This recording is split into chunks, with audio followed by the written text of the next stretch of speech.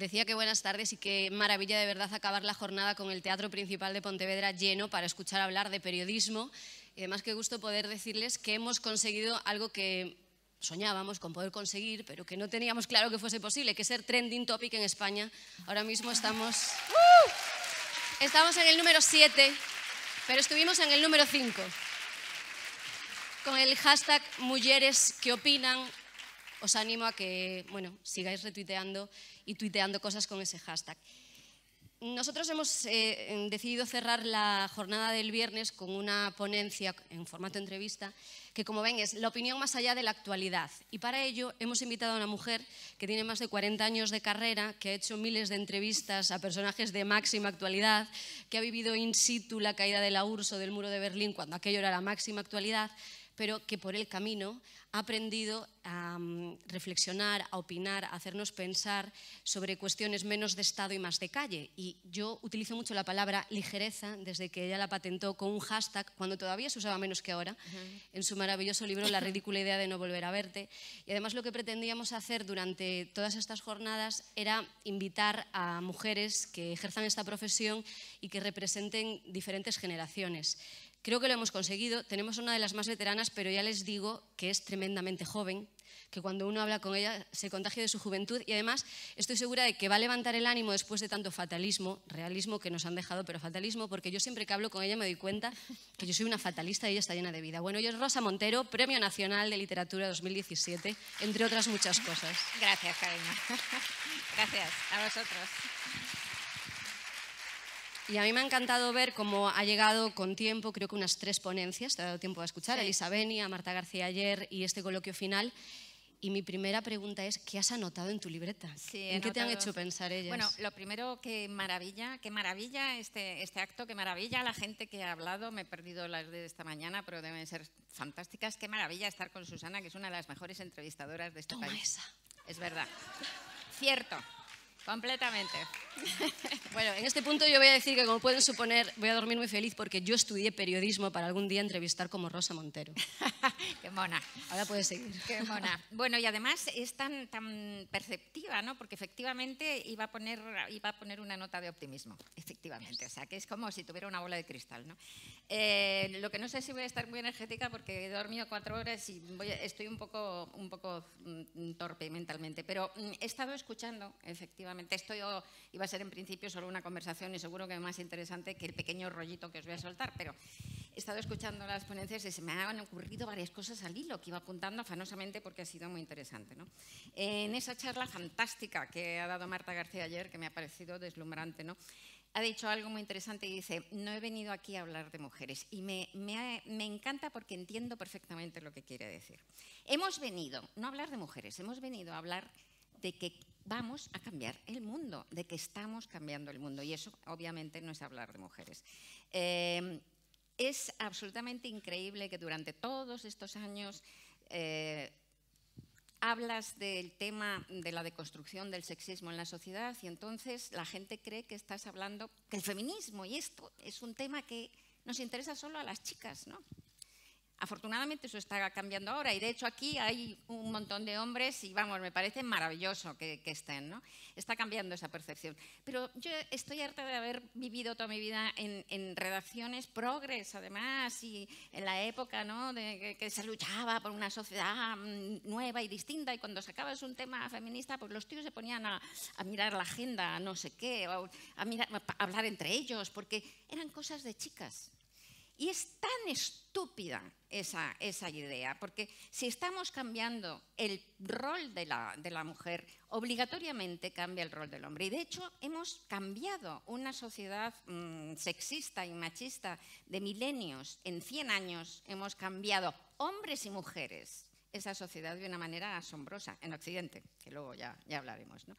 De una manera asombrosa. Y no estaríamos aquí si los hombres no hubieran cambiado también. Y si seguimos intentando deconstruir el sexismo, evidentemente el papel de los hombres y su realidad va a cambiar de una manera radical. Y muchos de ellos además ya se están dando cuenta de que esa sociedad menos sexista es mejor porque nos libera de esa estupidez de tener que responder a un prototipo por el hecho de ser hombre o por ser mujer. Y eso es siempre mutilador y es siempre una jaula y una cárcel, ¿no? Entonces, las mujeres siempre hemos sido lo otro, ¿no?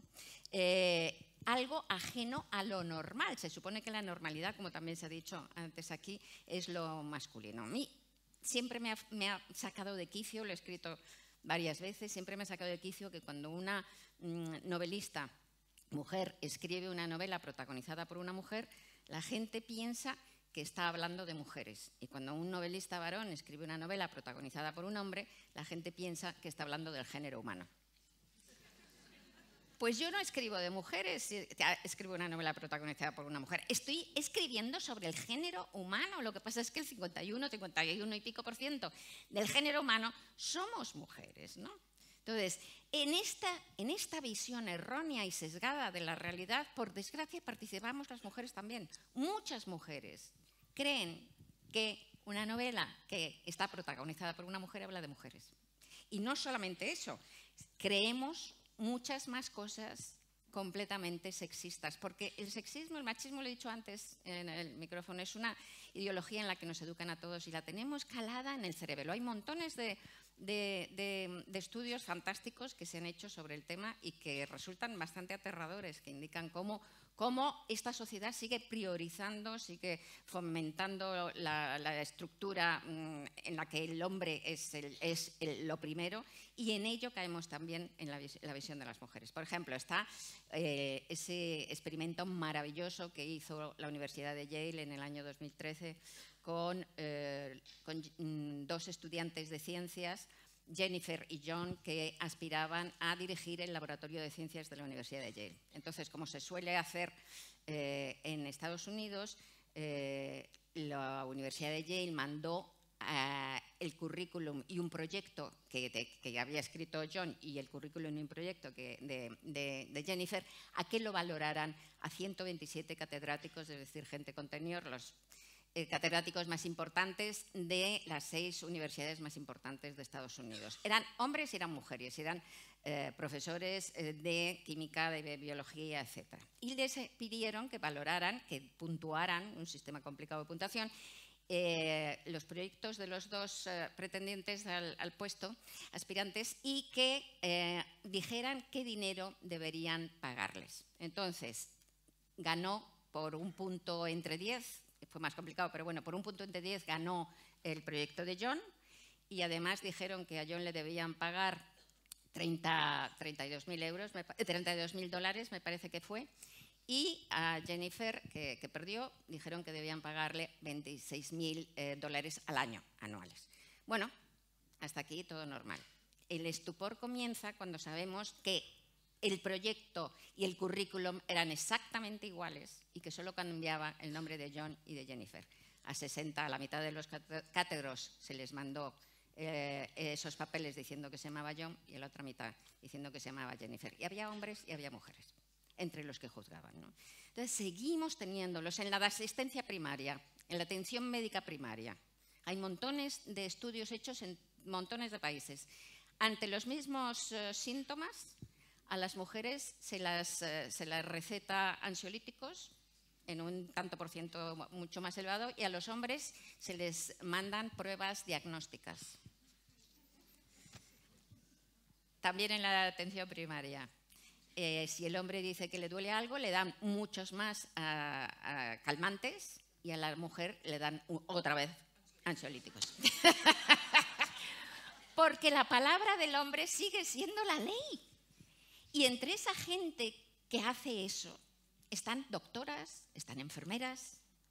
La palabra del hombre sigue siendo la ley. Hay un estudio, una investigación hecha en España, especialmente espeluznante, con 1.300 enfermos de cáncer avanzado o terminal, y que demostró que las mujeres tenían un 50% más de posibilidades de estar inframedicadas contra el dolor. Entonces vivimos en ese mundo, vuelvo a repetir, doctoras, enfermeras, ¿eh? No vemos el mundo y somos las primeras que no vemos tampoco nosotras el mundo de una manera justa y equilibrada y no discriminatoria, ¿no?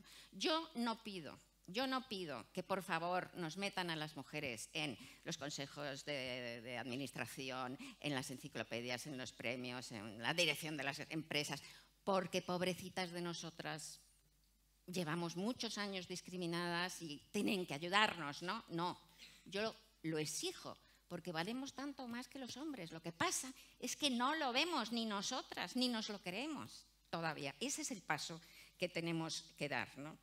Y los medios de comunicación, además, en efecto, tienen muchísimo que hacer. Tenemos muchísimo que hacer en ese sentido, porque los medios de comunicación son el espejo en el que la sociedad se ve. Entonces, ese espejo tiene que demostrar ese valor de las mujeres, ¿no?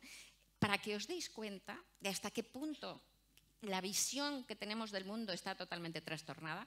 En Hollywood, desde el año 1946, cuando se pide en una película que se contrate a los especialistas para hacer un crowd, es decir, una masa, una multitud, una escena de multitud, pues es un consenso de Hollywood que esa multitud está compuesta por el 83% de hombres y el 17% de mujeres.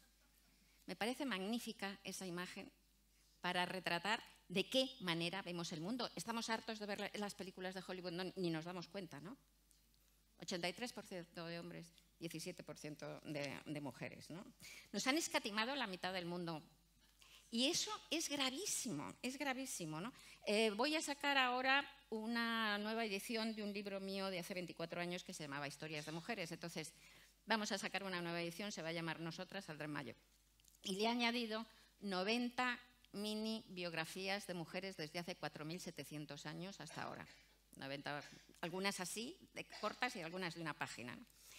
Me he basado en gran parte en estas 90, no en todo, pero en gran parte en los trabajos de una investigadora, Ana López Navajas, maravillosa, que es una investigadora de la Universidad de Valencia, que hace 8 años hizo un estudio que demostró que en la ESO solamente se cita a un 7,6% de mujeres como ejemplos, ¿eh?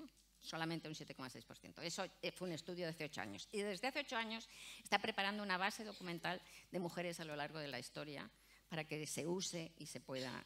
Y es alucinante, ¿no? Es alucinante cómo nos han escatimado, ¿no? Se hablaba antes aquí de la ciencia, ¿no?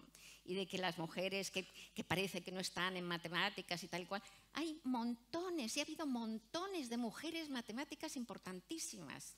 Emma Noether, por ejemplo, una judía alemana de finales del siglo XIX, primeros del XX, murió en el 1930 y tantos, y a la que Einstein decía que era una de las grandes mentes y que es una matemática que ha hecho avances trascendentales en el álgebra y en la física, o sea, la matemática aplicada a la física, ¿no? Y hay físicos importantes que hay un teorema de Noether aplicado a la física, dicen que tiene la trascendencia de Pitágoras, ¿no? O sea, no sabemos nada de ella, salvo que seas especialista y si no tienes la mirada sesgada, ¿no?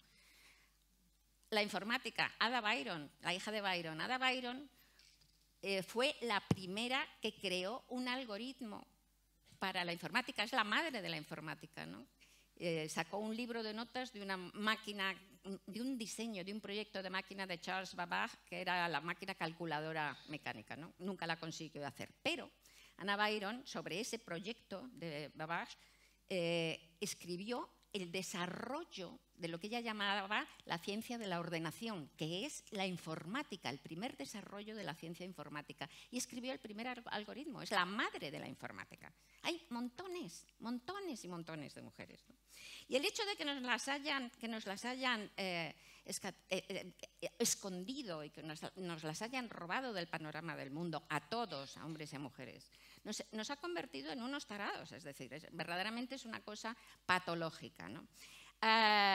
Hay un caso tragiquísimo que cuento en el libro, ¿no? Que es Clara Schumann. Clara Schumann, sabéis, bueno, la mujer del compositor, de Schumann, y era una de las intérpretes de piano más importantes de la época, de su época, era muy buena, y además era compositora, y era una compositora, era una música muy dotada, ¿no? Prodigiosa en realidad, ¿no? Y de hecho algunas de las composiciones de Schumann son de Clara. No muchas porque no compuso mucho, pero algunas de las composiciones de Schumann son de Clara, algunas pequeñas canciones de Schumann y partes de la obra de Schumann. Entonces ella en su diario anotó: hubo un momento, dice la pobre, hubo un momento en donde soñé con componer, pero luego comprendí que era algo completamente absurdo por mi parte aspirar a eso, porque si ninguna lo ha logrado, ¿por qué iba a lograrlo yo? Lo trágico es que ha habido montones de compositoras a lo largo de la historia. Lo trágico es que en ese momento había en Europa montones de compositoras importantísimas, que claro, no circulaba su conocimiento. No. Lo trágico es que era mentira. Y esa es la gran tragedia que llevamos las mujeres desde el principio de los tiempos. No solo las dificultades para poder estudiar. Hasta hace 100 años, las mujeres no podíamos ni estudiar en la universidad. No solo ya eso, que son todas estos cerebros, son autodidactas todas, ¿no? No solo eso, sino que aun logrando romper todas las barreras y existiendo, luego se nos ha enterrado. ¿Y qué ha pasado con esto? Que cada mujer a lo largo de la historia ha tenido que empezar de cero. Cada mujer es un rompehielos, cortando y abriendo brecha. Innecesariamente porque estaban antes que ella, pero lo ignoraban. Los hombres han ido creando sobre los hombros de los anteriores, ¿no? Y eso es la cultura, y eso es la civilización, ¿no? Es un palimpsesto, todos vamos apoyándonos en el trabajo anterior. Las mujeres no hemos podido hacer eso, porque existieron pero han sido sepultadas. Y esto hay que rescatarlo, hay que recuperarlo, porque es que verdaderamente nos va a hacer ver el mundo completamente distinto, ¿no? Yo, por otra parte, soy optimista, efectivamente. Me iba a preguntar, ¿para cuándo? Optimista, no. No, soy optimista porque primero, ya he dicho en parte, ¿no? Primero porque es que hemos recorrido un camino enorme. Es que hace 100 años, insisto, las mujeres no podían estudiar en las universidades. Es que no hemos podido votar, que es un derecho básico hasta hace nada. Hasta 1945 en Francia, hasta 1971 en Suiza, en el centro, en el corazón de Europa. Hasta 1971 en Suiza. Y hasta el 2015 en Arabia Saudita y además solamente en elecciones municipales. Entonces, es que venimos del abismo y se ha hecho verdaderamente venimos de las cavernas, ¿no? Y se ha hecho un avance enorme. Entonces hay que mirar para atrás para coger impulso para seguir adelante. Y por eso es tan importante lo de la huelga de este año. Que además, decía Elisa Beni que ella veía que íbamos para atrás. Al contrario, yo no veo que vayamos para atrás para nada. ¿Con qué lo estamos comparando? Se dice mucho, ¿no?, que la gente joven, con esa cosa de los mayores que se creen que su juventud fue lo mejor, pues que la gente joven, que a las chicas les gusta casarse de blanco, que yo qué sé. Y en nuestra época, pero si la gente, las mujeres feministas de nuestra época, pues eran 4.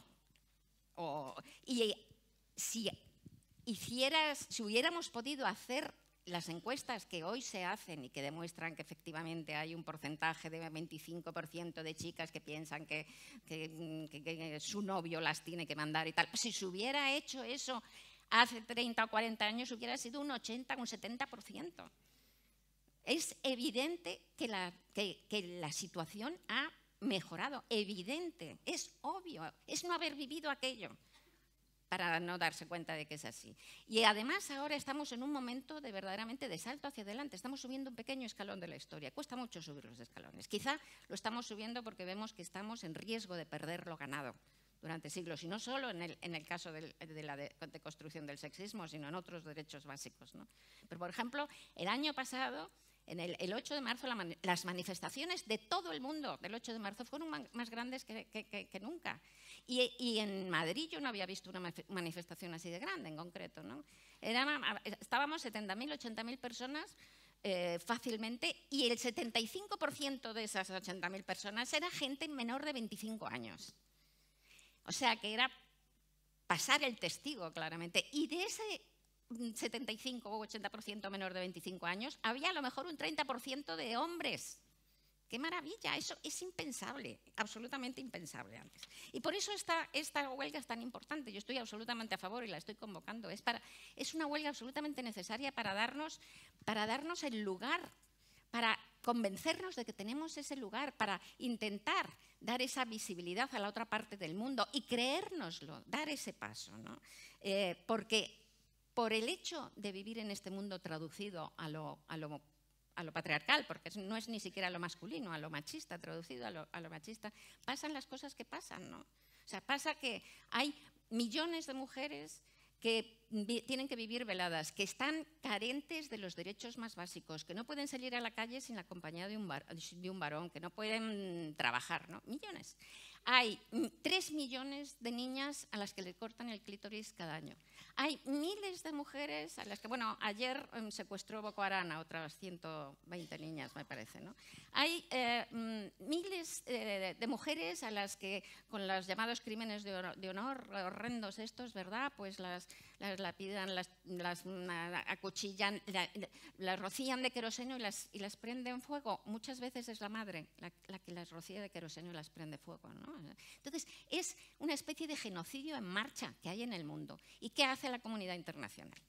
¿Qué hace la comunidad internacional? No hace absolutamente nada. Es decir, cuando contra el maltrato del apartheid en Sudáfrica, pues tomaron medidas económicas y tal. Contra estas barbaridades, ¿qué hace la comunidad internacional? No solo nada, sino que además utiliza a la mujer como moneda de cambio. Se ataca de repente a los talibanes por el maltrato a la mujer y cuando se necesita hacer un acuerdo, se acabó de hablar con los talibanes momentáneos, se acabó de hablar de las mujeres, ¿no?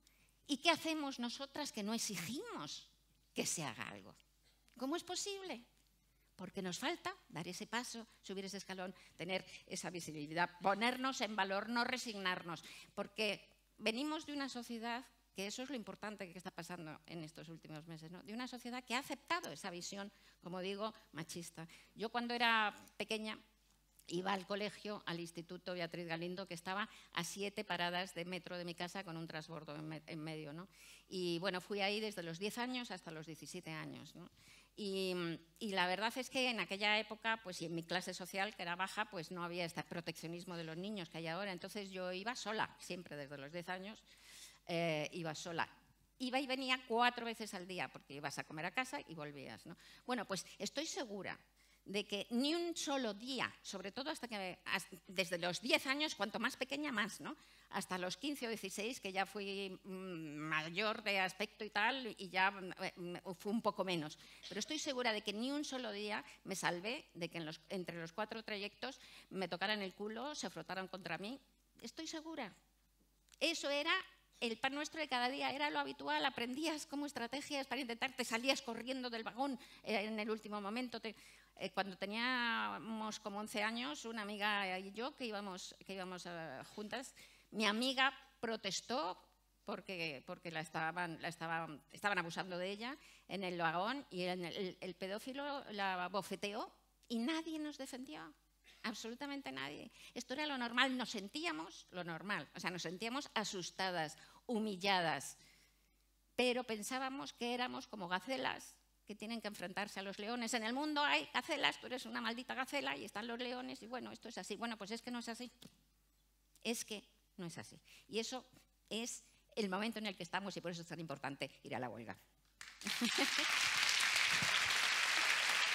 Nada, gracias. Has hablado mucho de la falta de referentes, de esas mujeres que siempre han estado ahí en todos los ámbitos, pero que nos las han ocultado. En el campo del periodismo es lo mismo. Yo estudié relativamente hace poco tiempo, mi carrera entre el año 2001 y 2005, y a mí los referentes durante mis clases no me llevaban a hombres, lo siento, no me llevaban a Rosa Montero, me hacían leer Arcadia Espada. Pero yo leía a Rosa Montero, a Maruja Torres, yo escuchaba a Julio Otero, yo quería ser ese tipo de periodista. ¿Tú tenías referentes cuando empezabas en esta profesión, referentes femeninos? Bueno, pues sí, mira, la verdad es que sí. Sí, porque yo empecé a trabajar con 19 años, ¿no? Cuando estaba en primero de carrera. Pero ya antes, con 16, veía en el diario Madrid firmar a Natibel Preciado, que es súper amiga mía además, pero que me lleva 1 año y medio, 2 años, y empezó igual de jovencita y la veía firmar. Y otra que veía firmar y que me fascinaba era Christine Spengler, que era corresponsal de guerra y que en el Informaciones sacaba cosas de las guerras y a mí me parecía... yo esto lo veía con 16 años. no me lo decían en la escuela. Que ¿Llegabas tú a ellas? Sí, sí, llegaba yo a ellas.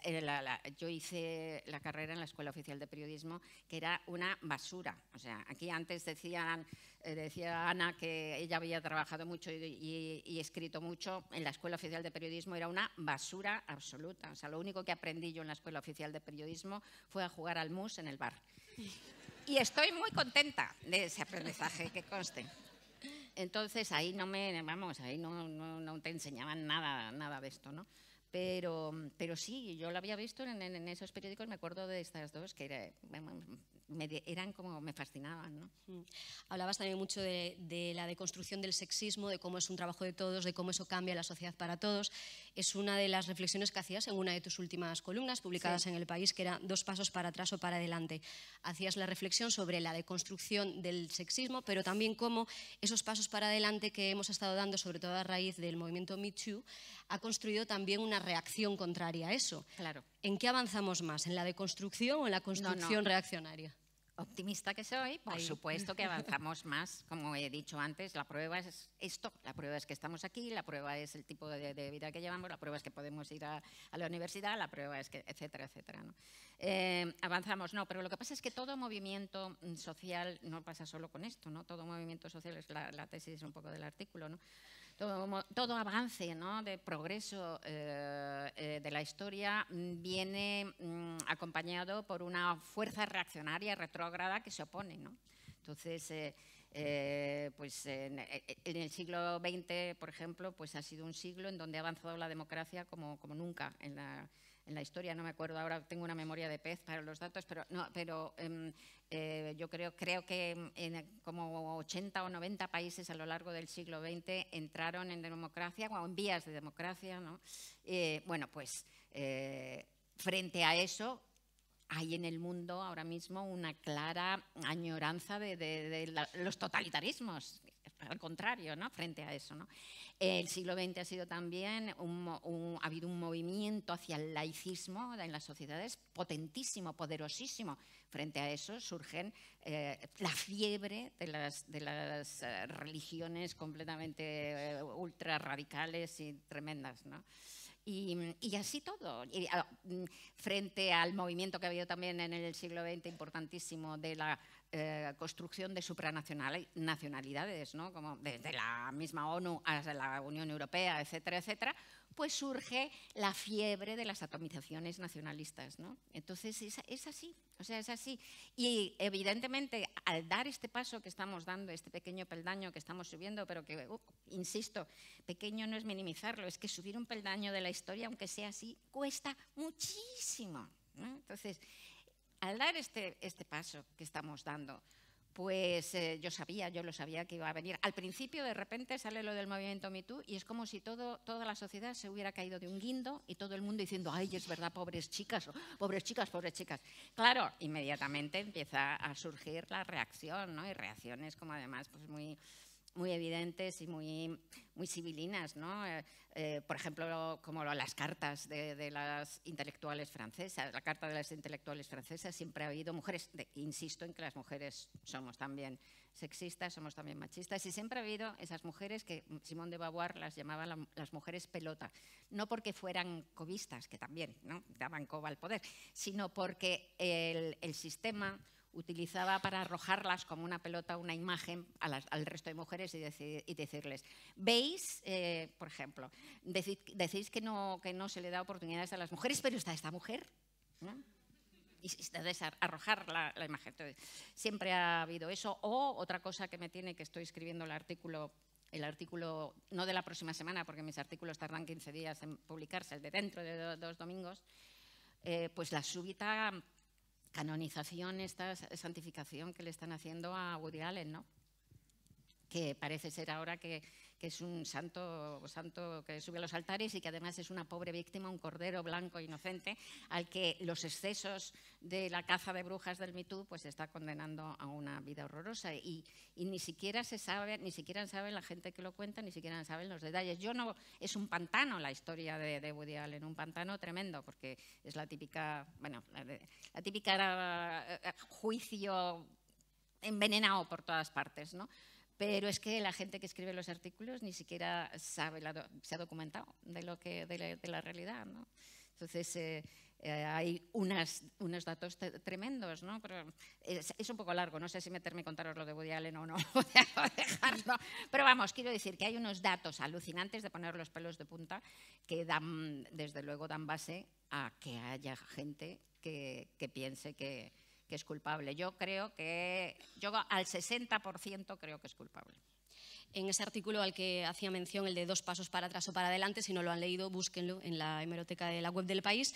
Tú citabas como ejemplo de esa reacción social contra el pequeño avance feminista, por ejemplo, esas cartas a las que ahora hacías alusión de las intelectuales francesas. Y la casualidad quiso que ese mismo día, 11 de febrero, también en el País, Javier Marías publicase un artículo de opinión que se titulaba Ojo con la barra libre. Yo te pregunto desde la más total inocencia, ¿es otro ejemplo ese artículo de esa reacción contra el pequeño avance feminista?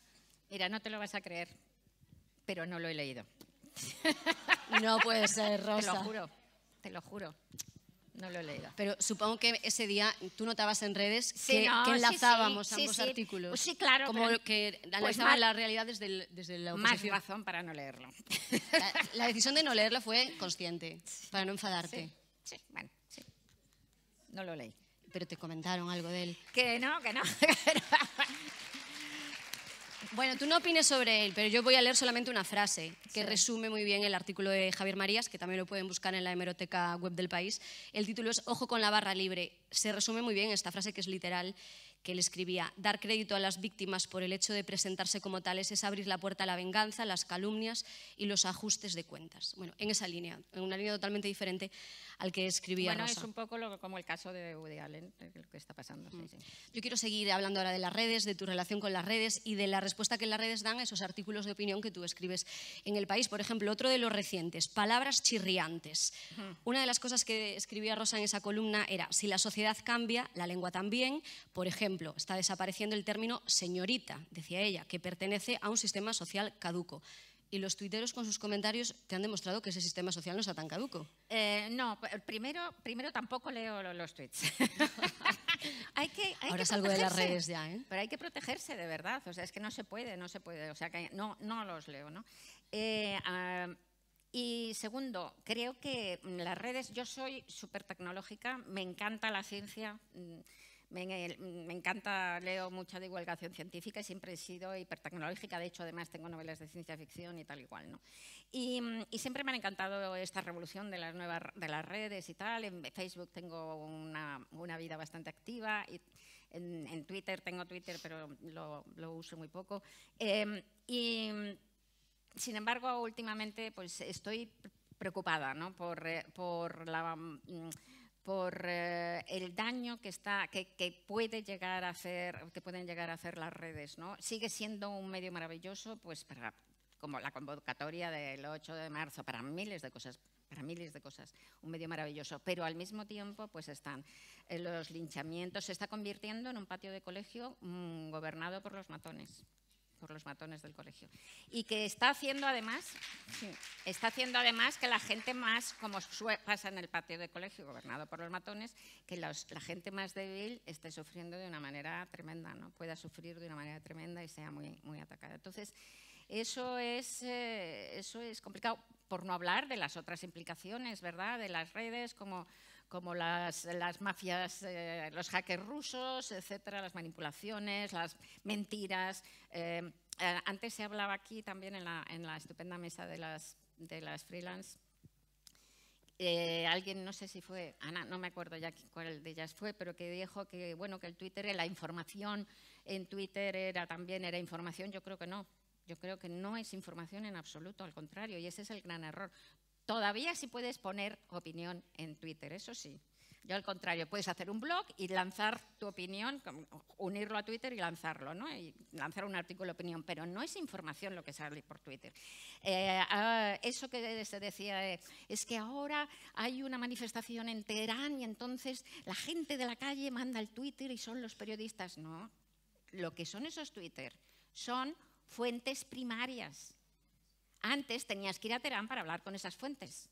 ahora te llegan, pero hay que hacer lo mismo que hacías con las fuentes, hay que contrastarla, hay que ponerla al lado de los otros datos. O sea, el periodista tiene que manejar eso y convertir eso en algo fiable, en algo creíble y en algo que sea verdadera información y no estas mentiras que nos están cegando y que muchos medios, como estamos además, que esa es otra de las cosas terribles, estamos en una crisis de los medios de comunicación, en efecto, como se ha dicho, brutal.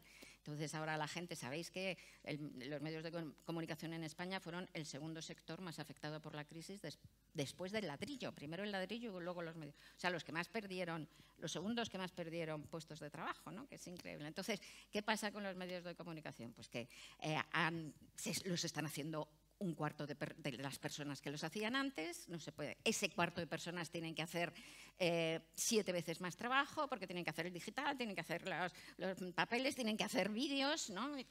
Eso no se puede, por muy bueno que sea esa gente, no se puede hacer bien. No hay correctores, no digo ya además ir poniendo las noticias en los digitales, que eso es como un fuego que hay que alimentar todo el rato, salen unas cosas bárbaras. Medios serios han reproducido esa bazofia de las mentiras de Twitter, han salido varias veces en varios medios. Estamos llegando a unos niveles, las empresas además ahora están, claro, cada vez son menos autónomas, que antes pues evidentemente respondían a los grupos empresariales, pero es que ahora además responden, las tienen los bancos, las tienen o sea, es que todavía el poder que hay detrás es mucho más consolidado y presiona más todavía. Y luego encima, como quieren ahorrar por todas partes, están despidiendo a todos los seniors, que son más caros, y están contratando a junior con sueldos de esclavitud.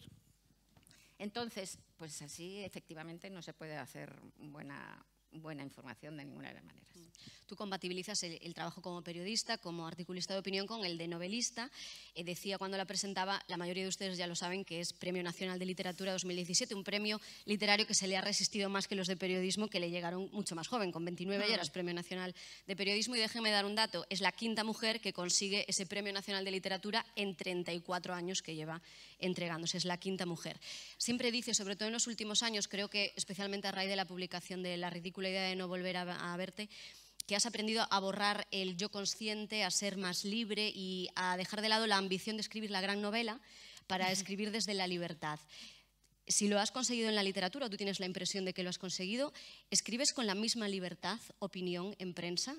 Bueno, qué buena pregunta, pero no, primero en la literatura tampoco lo he conseguido, eso es una aspiración y es la madurez te hace intentar ser cada vez más libre, ¿no? Es decir, dejarte ser como un medium casi de esa historia que nace en el inconsciente, es como un sueño que sueñas con los ojos abiertos, ¿no? Que tiene que atravesarte y tiene que salir, y cuanto más de abajo nazca, más nos representará a todos, porque muy dentro de cada uno de nosotros estamos todos, ¿no? Entonces, pero el periodismo no tiene nada que ver con la ficción. Claro, son dos géneros. Por cierto, que el periodismo escrito para mí es un género literario exactamente igual con la misma grandeza, posibilidad de grandeza que cualquier otro. A Sangre fría de Truman Capote es un reportaje y es un pedazo de libro literario maravilloso, ¿no? Y como los de Carrer, hay una mezcla ahí de periodismo y tal. Entonces, no sé qué te iba a decir. Si te sientes igual de libre a la hora de escribir un artículo de opinión. Entonces es muy distinto, ¿no? Y mientras que en la novela escribes, en periodismo escribes de lo que sabes, te tienes que documentar, te tienes que informar y tal, y estas cosas. Y en novela escribes de lo que no sabes que sabes, ¿no? Porque, por lo tanto, hay, ya digo, pues esa libertad, esa cosa loca. Pero en periodismo estás escribiendo de lo que sabes, estás escribiendo para un público concreto y estás escribiendo en un medio que siempre tiene dueños y que siempre ha tenido. Nunca ha habido un periodista que no haya tenido eso en cuenta. O sea, los periodistas no escriben contra los intereses de sus empresarios porque primero no les publican y segundo salen por la calle a la calle al momento siguiente, ¿no? O sea, eso es así y eso pasa en todos los medios. No hay medio absolutamente libre que no responda a una cierta visión del mundo y a unos ciertos intereses. Y lo importante de una democracia, justamente, y de que haya una libertad informativa, es que haya muchos medios que representen intereses muy distintos, porque eso es lo que nos da una visión ampliada. Así que no, como periodista está sujeto a muchísimas otras cosas, está sujeto a autocensura en el sentido también, yo muchas veces no he publicado cosas que sabía que podían hacer daño, ¿no? En entrevistas me ha pasado muchísimo. En entrevistas, haces entrevistas, hombre, a alguien de poder y tal, pues allá él o ella con las palabras que ha dicho, pero cuando entrevistas a alguien que ves que está muy verde, que no sabe medir la trascendencia de sus palabras, ¿no? Alguien que de repente se ha hecho famoso y tal, y te das cuenta de que lo que está contando le puede llevar a la cárcel porque está metiéndose con alguien, ¿no? Pues a veces entrevisté a una, que no voy a decir nombres porque si no estaría metiendo, ¿verdad? Entrevisté a una persona, una mujer muy famosa que no tenía que ver con el mundo intelectual, pero una mujer muy famosa que habló pestes de su hijo. Dijo unas cosas terribles de su hijo, también muy conocido, y lo quité. Bueno, gracias, pero no sé por qué me aplaudís. Bueno, por buena, me aplaudís por buena. Porque eres Rosa. Ahora os dejo a vosotros la palabra. Solamente quiero acabar en una columna también, en una de las últimas que has escrito en Memoria de Forges, que nos dejaba recientemente, la de una banda de chistes. Decías que la ternura y la lucidez eran las dos palabras que a tu modo de ver mejor lo definían y que era también la clave de su impacto, ¿no? en todos los demás. Contabas cómo lo habías conocido en la redacción del diario Pueblo y me encantó que relatabas que te pareció en aquel momento un oasis en medio de una redacción que era machista y cacareante, era lo que escribía ella. Y decías, qué grande es la modestia verdadera. Tú que tienes tantos años ya de experiencia en esta profesión, que has pasado por tantas redacciones, que has tenido contacto con tantos periodistas, ¿abundan los forjes, los modestos verdaderos? No. ¿O no?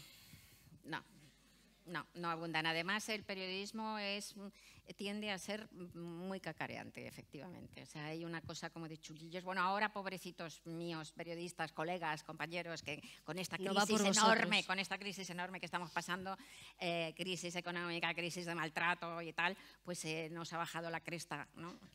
Muchísimo, pero tradicionalmente siempre ha sido como muy de chulito, ¿no? Sobre todo los hombres, ¿no? Alguna mujer también. Y seguías diciendo en esa columna que él desmontaba la estupidez de la política, que hacía eso con sus viñetas, seguro que ahora se le vienen a ustedes a la mente muchas, pero que el que más te gustaba era el Forges, el íntimo, el que hablaba de nuestras debilidades, de nuestras alegrías y de nuestros miedos.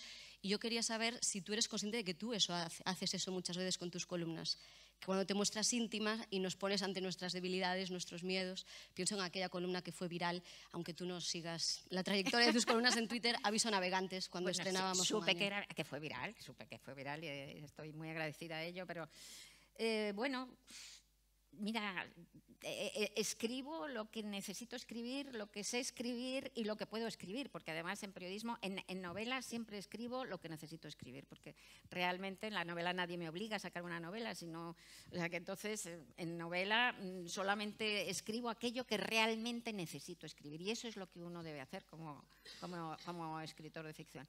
En periodismo muchas veces escribo lo que necesito escribir y otras veces se acerca la fecha de cierre, el momento de cierre, no tienes nada y escribo una mierda. Esto nos pasa a todos. El periodismo tiene esa condición, ¿no? Esa condición yo qué sé, de oficio, ¿no? De oficio así como de galera, de atado al remo, ¿no? Y que tiene su gracia y tiene su grandeza también. Bueno, pues por ayudarla a acabar en positivo, como prometíamos desde el inicio, yo auguraba que así sería, una frase de una de esas columnas, que también la pueden buscar en la hemeroteca de la web del País, Aviso a Navegantes era el título, se publicaba el 3 de enero de 2016, y sé que ella cree fielmente en eso. Nunca seremos tan jóvenes como hoy y la vida se conquista día a día. Es verdad. Pero qué bien lo haces, ¿verdad? Qué bien lo haces, ¿no? Ahora espero que entre tanta gente, que arriba también está ocupado el teatro, haya preguntas para Rosa Montero. Sí, ahí al fondo ya. Sí. Lo haces genial, de verdad. Sí.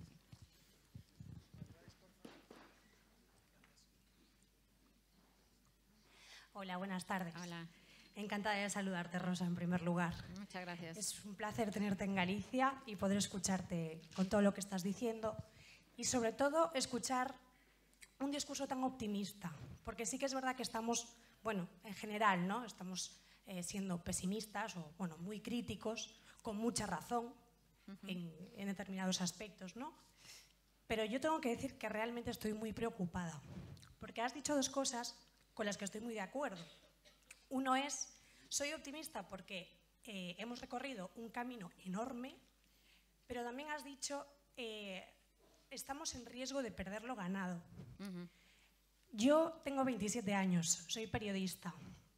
Tengo un hermano de 35 años y noto que la generación de mi hermano y la mía están muy distantes, no solo en edad, obviamente, sino que veo quizá más conciencia de igualdad, más respeto en la generación de mi hermano que en la mía. Yo de verdad estoy preocupada porque veo un retroceso. Yo soy feminista, soy periodista, escribo sobre feminismo, intento colar el feminismo siempre en los medios en los que trabajo y colaboro, pero sí que me siento extraña en mi generación. Sé que hay gente que es feminista, mujeres y hombres, de mi quinta, de mi edad, pero yo no veo que sean una mayoría. Veo que hay un retroceso. Veo los programas que nos pasan por televisión de lunes a viernes sobre la 1 de la tarde en determinados canales de televisión cuando adolescentes y jóvenes están en el instituto, pero vuelven a casa y se lo ponen, ¿no? Me preocupa, no todo el mundo, por Dios, claro que no. Me preocupa, está afectando. Y está afectando también a la hora de los contenidos que pues, los medios reproducen, ¿no? Entonces, bueno, quiero que me inyectes más positivismo, por favor. Bueno, dice la gente, bueno, hay un dicho que dice que el pesimista es aquel que cree que que estamos en el peor momento de la historia y el optimista el que cree que todavía podemos empeorar. O sea que tú serías una optimista, un tipo, vamos. No, yo creo que, primero, muy interesante lo que dices, ¿no? Pero yo creo que tendemos, en primer lugar, a juzgar a la sociedad por nuestro pequeño rincón de vida. Y eso a veces nos produce una distorsión de la realidad grande. Desde luego el progreso no es obligatorio, o sea, eso es una especie de utopía completamente falsa que tenemos metida en la cabeza, un espejismo, como si cada vez las cosas fueran a mejor, pero no es verdad. De hecho, pues se puede colapsar, podemos perder todos los logros que le ha costado a la humanidad siglos de martirio y de tragedias, ¿no? Ganar se pueden perder, por eso hay que luchar todo el rato por mantener esos logros y por agrandarlos, ¿no? Pero yo verdaderamente, por los datos, si tú te fijas, comparas los datos de las mujeres incorporadas, cómo han ido incorporándose a la vida pública, a la vida económica. Las encuestas generales de los eurobarómetros y cómo a lo largo de los años. Todos esos datos, los datos objetivos, parecen demostrar sin lugar a dudas que la cosa ha mejorado. Y yo te recomendaría que cambiaras de amigos.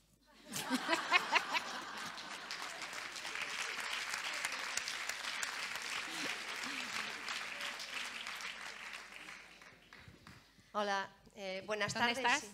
Hola, aquí. Ah, sí. Aquí atrás de todo. Vale. Las del gallinero. A ver, bueno, el gallinero, vamos a dejarlo aparte. A ver, perdona, respecto de lo que decía esta chica, incluso a lo mejor quizás quiero lanzar una pregunta, ¿vale? Quizás tenga que ver con la duda que nos dejaron en el aire las compañeras que hablaban antes desde ahí. Pregunto, desde los medios de comunicación, atendiendo a esta franja horaria y a otras muchas que son, vamos, de comunicación de masas, ¿no?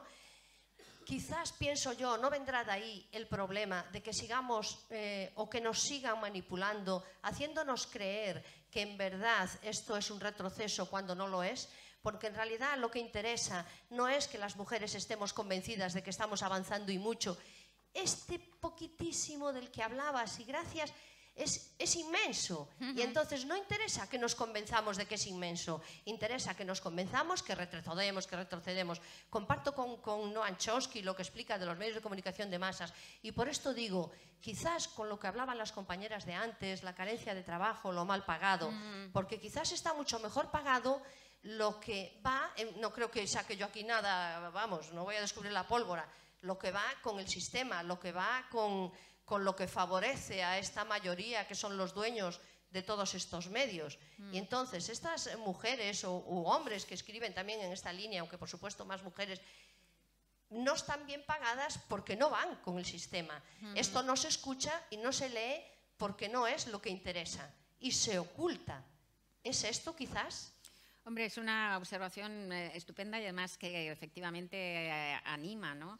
Y yo creo que si comparamos también la televisión de ahora con la televisión de los años 90, que eran las chicas de las mamachichos de Berlusconi y tal y cual, pues es que, joder, quiero decir, eran tremendas también, ¿no? O sea, que siempre hay efectivamente, además, un error de juicio, yo creo también, no solo ya que se haga conscientemente, sino que creo que hay un error de juicio tremendo y una falta de atrevimiento y de valor, ¿no?, por parte de los medios. Por ejemplo, ahora que con la crisis está enorme, pues muchos periódicos serios o muchos medios serios, medios de comunicación serios, antiguamente, que ahora están pues un poco se ven pues en una situación económica muy ajustada, pues de repente están cayendo más en el sensacionalismo que antes, creyendo que eso les va a traer más ventas y no les atrae más ventas. Es un maldito error. De lo que tienen que hablar los medios de comunicación es de lo que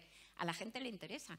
Pero se van un poco como por la fórmula, yo creo que ya no es ni siquiera un proyecto maquiavélico, ¿sabes? Sino que se van un poco, pues es la rutina, ¿no? El miedo a experimentar. Y el miedo en todos los sentidos es muy mal consejero. En todos los sentidos fascistiza las sociedades, derechiza las sociedades, el miedo, y eso es malo, creo yo. Bueno, muy interesante tu reflexión.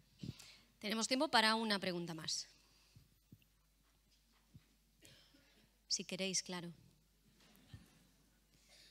Tampoco hay que estar toda la noche, vamos. No, una más. Bueno, yo quería, Rosa, encantada, muchísimas gracias. Quería preguntarte tu opinión sobre el lenguaje inclusivo. Pues acabo de escribir, justamente acabo de publicar las palabras chirriantes, un artículo que salió yo creo que el domingo pasado, hablando de eso, ¿no? Bueno, la lengua es, me repetiré, a los que ya habéis leído el artículo, pero bueno, la lengua es como la piel de la sociedad y va pegada intrincadamente a esa sociedad. Exactamente como la piel va pegada a un cuerpo, entonces si el cuerpo engorda, pues la piel se estira, si el cuerpo adelgaza, la piel se encoge. Entonces, de este símil también se deduce que es algo orgánico, es un elemento orgánico y tú no lo puedes cambiar a capón. No puedes cambiarlo a capón. Hay que cambiarlo cambiando también la sociedad. Ahora bien, por supuesto que puedes y debes intentar favorecer ese cambio, ¿no? Ese cambio hacia lo real, de la misma manera que una persona que quiere adelgazar se pone a hacer gimnasia, por ejemplo, ¿no? Sería un símil así. Entonces, la lengua cambia cuando hay una necesidad real de cambio y un uso que sea vital para esa sociedad, que sea fácil y vital y natural para esa sociedad. Hay una necesidad obvia de cambio, de rebajar el sexismo de la lengua, que obviamente la lengua es sexista porque la sociedad sigue siendo sexista y hay una necesidad evidente de rebajar ese sexismo. ¿Cómo se puede hacer esto? Pues yo creo que no se puede hacer con soluciones ortopédicas como todos y todas, alumnos y alumnas que 7 tropezones seguidos una frase. Eso no va a aprender en la sociedad porque toda lengua lo que busca es la concisión, la elegancia y la precisión. Es la antítesis de ese bicho vivo que una lengua es. Es la antítesis. Entonces hay que buscar soluciones mejores. Eso no va a salir del lenguaje político y del lenguaje administrativo y tal. No va a salir de ahí. No hay nadie que coja eso, como es lógico, porque no es vivo, no es lo suficientemente vivo. Pero sí está la necesidad de encontrar algo, ¿no? Entonces yo ponía, por ejemplo, en este ejemplo, decía que ya está cambiando constantemente, decía esto, lo de la palabra señorita está desapareciendo, todavía no ha desaparecido y hay gente que la reclama y dice yo quiero que me llamen señorita y tal cual. Pero señorita es una palabra que es ¿por qué a las mujeres y solo a las mujeres nos van a tratar de manera distinta dependiendo si se supone que estás casada o no? O se dice señorita en plan cortés a la mujer porque se supone que si eres mayor es un asco. ¿Pero qué es esto? ¿Qué es esto, no? Entonces, por supuesto que está desapareciendo. Está desapareciendo. No hace falta, lo nombro como ejemplo de algo que está obviamente desapareciendo, ¿no? Y entonces yo proponía en el artículo, por ejemplo, para la cosa esta, para las audiencias, pues podríamos intentar, no sé si prenderá esto o no, pero podríamos intentar utilizar, hacer la concordancia mayoritaria con el género mayoritario. Y no es una cuestión de empezar a contar, porque eso sería absurdo. O sea, cuando haya una duda, pues entonces se utiliza el masculino porque venimos con esa tradición. Pero todas nos hemos encontrado en esas situaciones, todas y muchos de los hombres, en que somos 20 mujeres y hay un solo hombre y todo lo concordamos en masculino. Pues empezamos a concordar en femenino, ¿no? A ver qué pasa. Seguro que... Gracias. Pues eso, chicas.